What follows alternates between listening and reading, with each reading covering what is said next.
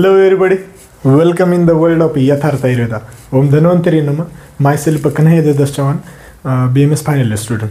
तर तुमच्यासमोर मी आज घेऊन आलेले ते म्हणजे आगततंत्राचं नेक्स्ट चॅप्टर आणि ते म्हणजे इन्व्हायरमेंटल टॉक्सिकोलॉजी.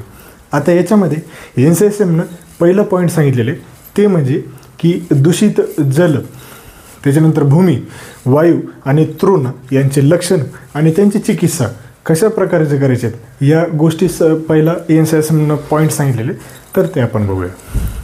तर आता बघा विद्यार्थी मित्रांनो, याच्यामध्ये जर बघितलं तर आपल्याला पूर्वीच्या काळी काय व्हायचं माहिती आहे का, तर युद्धाच्या क्षेत्रामध्ये आता जे आपलं जे इनिमी राहायचा त्यामध्ये काय करायचं की त्यांचे दूषित जल करून टाकायचे, दूषित भोजन करून टाकायचे, किंवा त्यांचे वेगवेगळे जे शस्त्र येतात त्यांना दूषित करून टाकायचे, किंवा सैनिकामध्ये अपंगत्व निर्माण करणे किंवा मुकत्व निर्माण करणे, किंवा त्यांना आपण जर बघितलं तर त्यांना मुके करणे.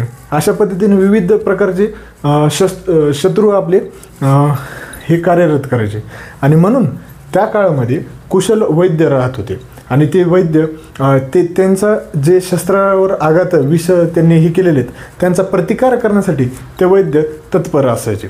आणि तशा पद्धतीने ते त्यांच्या काळामध्ये वेगवेगळे आता भोजन असतील किंवा शस्त्र असतील किंवा दूषित जल असेल, दूषित भूमी असेल, दूषित वायू असेल, या सर्व क्षेत्रामध्ये ते कुशल वैद्य त्यांचा प्रतिकार करायचे आणि राजाला सुखरूप करून आणायचे. तर अशा पद्धतीने हे पूर्वी होते. आता आजकाल जर बघितलं तर कॉलेजमध्ये आता खेटाकाटी होते आहे की नाही, आणि त्याच्यावर काय करते, एक डोळा काढून बघते, दुसरा अजून डोळा काढून बघते, मग थोडंसं वादविवाद होते, मग शिवांचा गंगाळ होऊन नंतर मग बाहेर भेट म्हणतात आणि नंतर मग अजून प्रकोप होते आहे की नाही. आणि तसेच इकडं गर्ल्स जर बघितलं तर त्याच्यामध्ये आपल्याला क्लचरवरून भांडणं होते, माहितीने माझं क्लचर घेतलं किंवा सेफ्टी पिन घेतली, त्याच्यावरून विविध प्रकारचे आपण दैनंदिन जीवनामध्ये बघतो. तर अशा पद्धतीने हे आजच्या युगामधली युद्ध आहेत आहे की नाही. तर आता त्यांचं सांगायचं तात्पर्य एवढंच होतं की त्या काळामध्ये पण दूषित आपण वस्तूवर करायचे, आपण नाही ते करायचे आहे की नाही. तर आता त्यांनी सुश्रुतांनी आपल्यासमोर श्लोकातून सांगण्याचा प्रयत्न केलेले, तर ते श्लोक बघूया.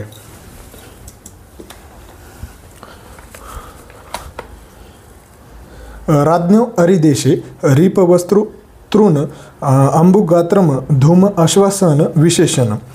म्हणजे राज्ञो अग्निदेश म्हणजे राजाच्या शत्रूंनी त्याच्यासाठी तृण, अंबू, गात्र, त्याच्यानंतर जल, त्यासोबतच मार्ग आणि अन्न या सर्वांना ते दूषित करायचे.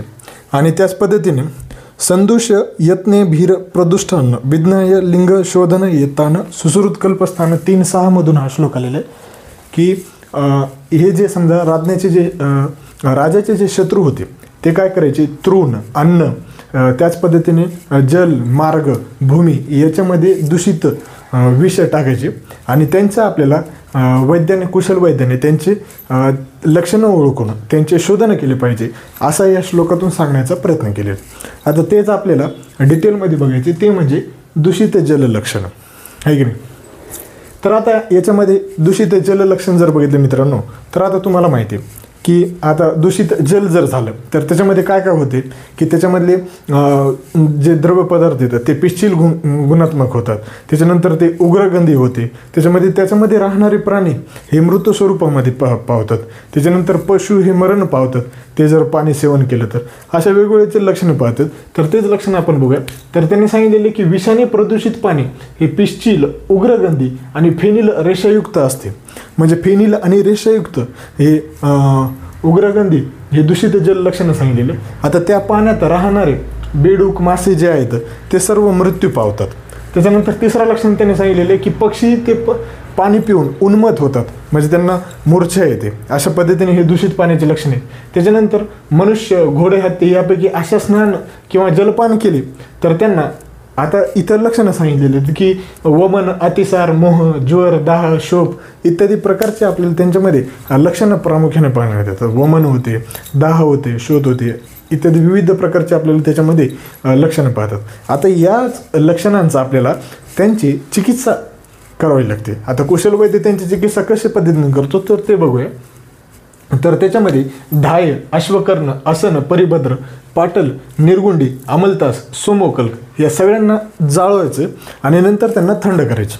आणि मग आता नंतर त्यांना जाळायच्या नंतर ती जी आपल्याला राख प्राप्त होते किंवा ते भस्म प्राप्त होते, तर त्यांना पाण्यावर शिंपडायला लावायचं आणि त्यांना काय होते, मग ते पाणी शुद्ध होते. ते या द्रव्यांचं जाळायचं, अग्नी द्यायची, राख ही त्या पाण्यावर शिंपडायचं आणि ते शुद्ध होतं, असं त्यांनी शोधन सांगितलेले. आता यांची चिकित्सा जर बघितली तर माठात ठेवलेल्या पाण्यामध्ये 1 अंजली राख पाणी जर टाकलं तर ते निर्विष होते. अशा पद्धतीने हे दूषित जल, लक्षणे आणि त्यांची चिकित्सा अशा पद्धतीने तुमच्यासमोर मी मांडण्याचा प्रयत्न केलेला आहे. आय होप की तुम्हाला हे समजलं असेल, आहे की नाही. तर आता समोर जर बघितलं मित्रांनो तर प्रदूषित भूमीचे लक्षणं सांगितले आहेत.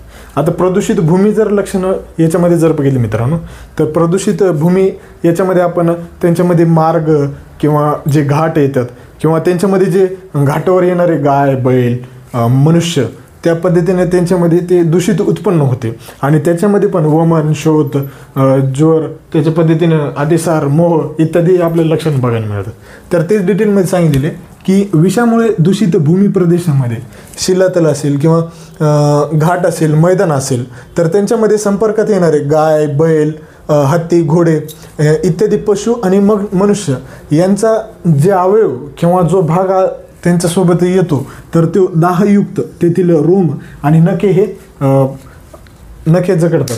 तर अशा पद्धतीने त्यांचे हे लक्षणं त्यांनी सांगितलेले आहेत. आता यांचं शोधन म्हणजे यांना स्वच्छ जर करायचं असेल तर ते कसं करायचं, तर ते शोधन त्यांनी सांगितलेले की सारिवा प्लस एलादी गणामधील औषधामध्ये सुरामध्ये वाटून दूध किंवा काळ्या मातीमध्ये ते प्रदूषित जमिनीवर शिंपडायला लावायचं. काय करायचं, सारिवा आणि एलादी गण त्यांना काय करायचं, औषधीमध्ये सुरामध्ये वाटून दूध किंवा काळ्या मातीने त्या जागेवर शिंपडायला लावण्याचं ते शोधन होते, म्हणजे ते स्वच्छ होते. त्याच्यानंतर त्यांची चिकित्सा त्यांनी सांगितलेली की वरीलच औषधी घेऊन प्रदूषित भागावर शिंपडायला लावायचं. मग ते शिंपडल्यानंतर मग ते काय होणार, ते दूषित जे होते ते शोधन होणार आणि एकदम स्वच्छ प्रकारे होणार. त्याच्यानंतर वावडिंग प्लस अपराजिता इत्यादी द्रव्यांना काढ्याने परीक्षक करायला सांगितलेले आहेत. तर अशा पद्धतीने हे दूषित भूमींचे लक्षणं, त्यांचे शोधन आणि त्यांची चिकित्सा सांगण्याचा प्रयत्न केलेला आहे. तर आता इथपर्यंत समजलं का, हे होते दूषित भूमी. आता समोर आपण नेक्स्ट बघू.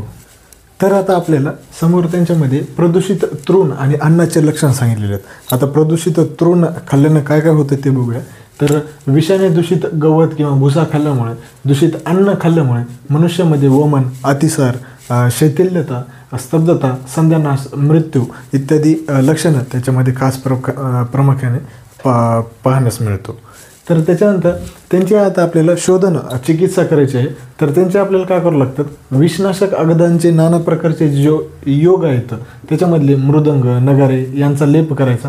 त्याच्यानंतर त्यामध्ये त्यांनी सांगितलेले की चांदी, सुवर्ण, पारा, सारिवा यांना मिक्स करून एकत्र करून समभाग घेऊन त्यांचे कुरुविंद घ्यावे आणि त्यांचं काय करायचं, गाईच्या पित्तामध्ये त्यांना वाद्यावर लेप करायला लावलेले आहेत.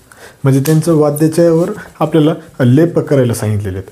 त्याच्यानंतर त्यांनी सांगितलेले की वाद्ययंत्राच्या तीव्र आवाजाने विष हे प्रभावहीन आणि नष्ट होते. अशा पद्धतीने त्यांनी यांची शोधन म्हणजे चिकित्सा सांगण्याचा प्रयत्न केलेला आहे.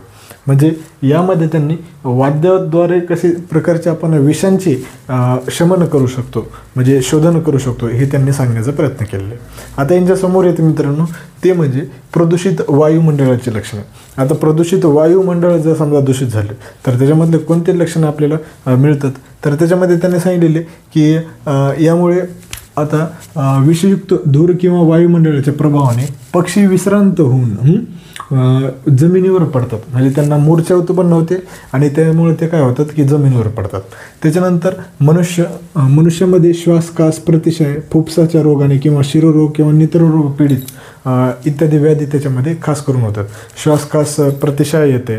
त्याच्यानंतर त्याच पद्धतीने कारण की ते नाकाद्वारे आत जाते शरीरामध्ये आणि त्या पद्धतीने मग ते फुफ्फुसाचे विविध रोग त्यामध्ये प्रामुख्याने बघण्यास मिळतात.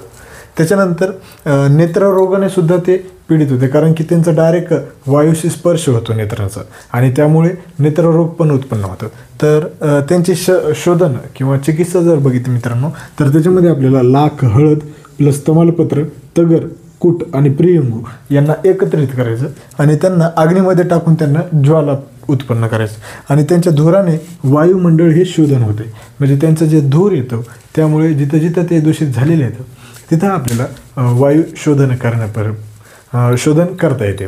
अशा पद्धतीने हे दूषित वायुमंडळांचे लक्षण होतं आणि अशा पद्धतीने हे NCSMचं पहिला पॉईंट तुमच्यासमोर मी सांगण्याचा प्रयत्न केलेला आहे. तर इथपर्यंत समजलं काय आहे की नाही. आता इथं समोर बघूया आपण. अशा पद्धतीने हा मागचा डिझायरेबल टू नो पॉईंट्स होता ते मी तुमच्यासमोर सांगितलं आहे. आता दुसरं एक डिझायरेबल टू नो पॉईंट्स त्यांनी सांगितलेले की पोल्युशन्स आणि व्हेरियस टाईप्स ऑफ पोल्युटन्स कोणते येतं. एअर पोल्युशन, वॉटर पोल्युशन आणि सॉईल पोल्युशन हा डिझायरेबल टू नो पॉईंट आहे. तर हे नीट काळजीपूर्वक बघा. आता याच्यामध्ये पोल्युशन, तर पोल्युशनची डेफिनेशन जर बघितली आपण तर it is a introduction of contaminants through that causes adverse change in environment. म्हणजे एखादं पोल्युटन्स कंटॅमिनंट्स जेव्हा असतात तेव्हा ते पोल्युशन उत्पन्न करते, त्याला आपण पोल्युटंट्स असे म्हणतो. आता त्याच्यामध्ये जर बघितलं तर एअर पोल्युशन्स असते. आता एअर पोल्युशनमध्ये जर बघितलं इट रिलीजेस फ्रॉम जर बघितलं आपण तर chemicals and particulates into atmosphere. तर आता केमिकल्स जे उत्पन्न करतात एअर पोल्युशन्स तर ते कोणते केमिकल्स आहेत. Common gases pollutants like carbon monoxide, sulphur dioxide, chlorofluorocarbons, nitrogen oxides from industry and motor vehicles. Motor vehicle आणि इंडस्ट्री यांच्यामधून जे कार्बन मोनॉक्साईड येतं, सल्फर डायऑक्साईड आहेत, नायट्रोजनस ऑक्साईड आहेत ते पोल्युशन्स मोस्टली कॉज करतात. आता त्यांचे इफेक्ट ऑन ह्युमन हेल्थवर काय होतं ते आपण बघूया. तर त्याच्यामध्ये रेस्पिरेटरी डिसीजेस, कार्डिओव्हास्क्युलर डिसीजेस, त्याच्यानंतर थ्रोट इन्फेक्शन्स, इन्फ्लामेशन्स अशा पद्धतीने त्याच्यामध्ये आपण बघण्यात मिळतो. त्याच्यानंतर चेस्ट पेन आणि कंजेशन हे पण त्याच्यामध्ये आपण प्रामुख्याने डिसीजेस बघतो. आता ओल्डर पीपल, चिल्ड्रन आणि इन्फंट्स यामध्ये मोस्टली रिस्क असतात. म्हणजे ओल्डर पीपल असेल किंवा चिल्ड्रन असेल तर ते मोर रिस्क असतात. आणि WHO 2007 according to WHO 2007 500,000 deaths per year या एअर पोल्युशन्समुळं होतात. अशा पद्धतीने ही एअर पोल्युशन होतं मित्रांनो. इथपर्यंत समजलं काय. आता याच्यासमोर नेक्स्ट पोल्युशन येते ते म्हणजे वॉटर पोल्युशन. आता वॉटर पोल्युशन जर बघितलं मित्रांनो तर हे अनट्रीटेड सिवेज आणि मोस्टली गार्बेज एरिया जे आपण सिवेज फ्रॉम इंडस्ट्रीजमधून बघतो तर त्यामधून हा वॉटर पोल्युशन होतो प्रामुख्याने. तर आता हे वॉटर पोल्युशनमध्ये जर बघितलं तर by discharge of waste water from commercial industrial waste into surface water. Commercial आणि इंडस्ट्रियल जे वेस्ट आहेत ते सरफेस वॉटरमध्ये जेव्हा प्रामुख्याने होते त्यामुळे मोठ्या प्रमाणामध्ये वॉटर पोल्युशन्स हा होतो. त्याच्यानंतर discharge of untreated domestic sewage आणि chemical contaminants like chlorine from treated सिवेजमधून. क्लोरीन ही ट्रीटेड सिवेजपासून आणि अनट्रीटेड डोमेस्टिक सिवेज यामुळे वॉटर पोल्युशन हा मुख्यत्वे होतो. त्याच्यानंतर त्याने सांगितलेले की ground water pollution from waste disposal and leaching into the ground including from pit latrines and septic tanks. Septic tanks आणि पिट लॅट्रिन्स जे आपण बघतो त्यांचं पण सुद्धा त्या कारणामुळे मग कॉजेस हे वॉटर पोल्युशन करतात. अशा पद्धतीने त्यांनी वॉटर पोल्युशन सांगण्याचा प्रयत्न केले. आता त्यांचे इफेक्ट ऑन ह्युमन हेल्थवर जर बघितले तर approximately 14,000 deaths per day occur mostly due to the contamination of drinking water by untreated sewage in developing countries सांगितलेले. म्हणजे 14,000 पर इयर डेथ्स होतात हे वॉटर पोल्युशनमुळं इन डेव्हलप कंट्रीजमध्ये. त्याच्यानंतर oil spills can cause skin irritations and rashes. आता जे oil spills आहेत ते स्किन इरिटेशन आणि रॅशेस उत्पन्न करतात. अशा पद्धतीने हे वॉटर पोल्युशन होतं मित्रांनो. आता याच्यासमोर सॉईल पोल्युशन आहे ते बघूया आपण. तर आता समोर आपल्याला सॉईल कंटॅमिनेशन बघायला मिळतात. आता हे सॉईल कंटॅमिनेशन जर बघितलं तर it occurs when chemicals are release by spills or underground leakage. Underground leakage किंवा जे स्पिल्स असतात त्यामुळे हे सॉईल कंटॅमिनेशन प्राप्त होते. तर आता हे जे सॉईल कंटॅमिनेट्स आहेत तर त्यांचे एक्झाम्पल सांगितलेले जसे की हायड्रोकार्बन्स असेल, हेवी मेटल्स असेल, मिथाईल टर्शरी ब्युटाईल इथर MTBE हे MCQ म्हणून येते तर लक्षात राहू द्या. हर्बिसाइड्स, पेस्टिसाइड्स आणि क्लोरिनेटेड हायड्रोकार्बन्स हे सॉईल कंटॅमिनेशन म्हणून ते इन्ग्रेडियंट्स म्हणून ते लक्षात ठेवा. त्याच्यानंतर इफेक्ट ऑन ह्युमन हेल्थ सांगितलेले. आता त्यांचे इफेक्ट ऑन ह्युमन हेल्थ जर बघितलं तर यांची खास करून रेस्पायटरी त्या पद्धतीनेच कॅन्सर, अस्थमा यामध्ये इफेक्ट होते. तर ते बघूया. तर it can cause a range of diseases on humans through inhalation, injection और स्किन कॉन्टॅक्ट. ते आपल्या स्किन म्हणजे आपल्या बॉडीसोबत कशा अटॅच होऊ शकतात. तर ते इनहेलेशननं, त्याच्यानंतर कॉन्टॅक्ट येणं, त्याच्यानंतर इंजेक्शन आणि स्किन कॉन्टॅक्टनं आपण जास्त प्रमाणामध्ये ती इलनेस येते. तर आता त्याच्यामध्ये डिसीजेस बघितले तर cancers, respiratory illness like asthma, neurological disorders आणि गॅस्ट्रोइंटेस्टायनल इश्यूज या डिसीजेस याच्यामध्ये खास करून प्रामुख्याने होते बघा मित्रांनो. तर अशा पद्धतीने हा डिझायरेबल टू नो पॉईंट्स होता. तर हे 2 डिझायरेबल टू नो पॉईंट झाल्यानंतर एक नंतर नाईस टू नो पॉईंट सांगितलेले. तर ते कोणतं आहे ते सांगतो मी. तर त्याच्यामध्ये त्यांनी सांगितलेलं की describe the health effects of biological, chemical and nuclear warfare. तर हे नाईस टू नो पॉईंट्स आहेत, तर हे स्किप करायचं. त्याच्यानंतर डिफाईन इकोटॉक्झिकोलॉजी अँड बायोमॅग्निफिकेशन, हे पण नाईस टू नो पॉईंट्स आहेत, ते स्किप करायचं. आणि लास्ट येते आता explain concept of toxicovigilance, ते बघूया आपण.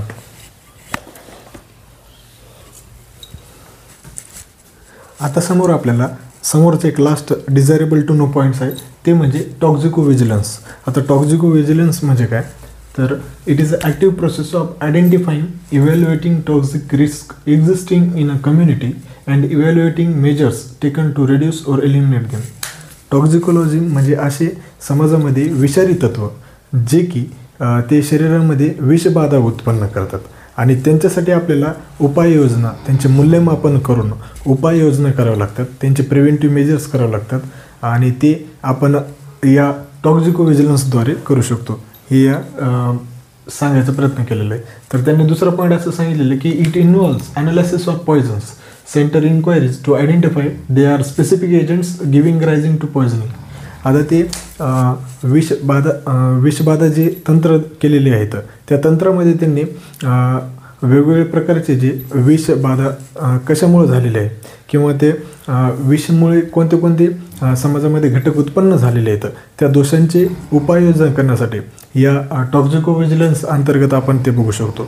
याच्यामध्ये आपण एखाद्या समजा विष उत्पन्न झालेले आहे तर त्यांची लेबलिंग किंवा त्यांची आपण लॅब टेस्टिंग करतो आणि नंतर त्यांचे विश्लेषण करून एकदा ते टॉक्झिन कशामुळं रिलीज झाला होता ते एकदा आपण ओळखलं जर तर त्यांना नंतर मग त्यांचं विश्लेषण करून प्रिव्हेंटिव्ह मेजर्स आपण त्याच्यामध्ये करतो.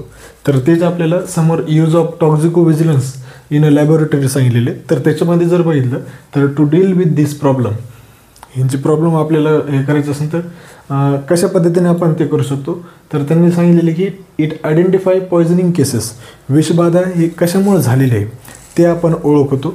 त्याच्यानंतर कलेक्ट, त्यांची आपण माहिती गोळा करतो आहे की नाही, ती विषबाधा कशामुळे झाली. Analyse data relating to poisoning, आता ती विषबाधा कशामुळे झालेली आहे ते आपण विश्लेषण करतो आणि process evaluate, communicate, alert authorities public for preventive actions. तर ते एकदा विषबाधा ते आपण माहिती गोळा केल्याच्यानंतर त्यांची विश्लेषण केल्याच्यानंतर त्यांचं आपण मूल्यमापन करतो आणि मूल्यमापन एकदा ओळखले गेल्याच्यानंतर ते आपल्याला जे आरोग्य जे केंद्र आहेत त्यांना आपण ते संदेश देतो आणि नंतर मग ते प्रिव्हेंटिव्ह म्हणजे उपाययोजना केल्या जातात. अशा पद्धतीने या टॉक्झिको विजिलन्स मध्ये या गोष्टी अंतर्गत येतात. अशा पद्धतीनं हा इन्व्हायरमेंटल टॉक्झिकोलॉजी हा चॅप्टर संपलेला आहे. याच्यामध्ये सर्व डीके पॉईंट होते म्हणजे डिझायरेबल टू नो पॉईंट्स होते आणि 2 नाईस टू नो पॉईंट्स होते. तर आय होप की तुम्हाला हा व्हिडिओ आवडला असेल. नक्कीच या व्हिडिओला लाईक करत जा, सबस्क्राईब करत जा, शेअर करत जा आणि काही अडचण असल्यास कमेंटमध्ये सांगा आणि आमचं ग्रुप वगैरे जॉईन करा. ठीक आहे. Thank you very much.